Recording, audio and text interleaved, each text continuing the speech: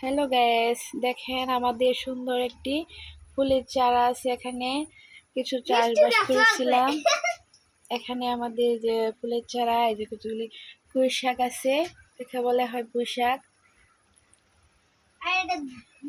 এখানে এরকম পুঁই শাক চাষ করা হয়েছে। মরিচের চারা আছে, এখানে পান আলু হয়েছে, পান আলুর চারা আর মরিচের চারা।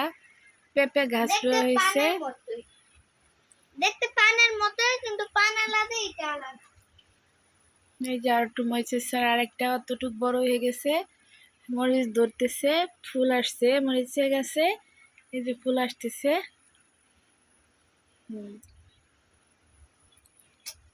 এই হলো আমার একটু অল্প জায়গার মধ্যে একটু চাষবাস করছি। এখানে আছে আবার একটু মশলা পাতা, ধনে পাতা, একে বলা হয় ধনে পাতা। এটি মুড়ি মাখানো হয়, এসব বিভিন্ন তরকারিতেও দেওয়া যায়। আরে যে কচু গাছটা দেখাও।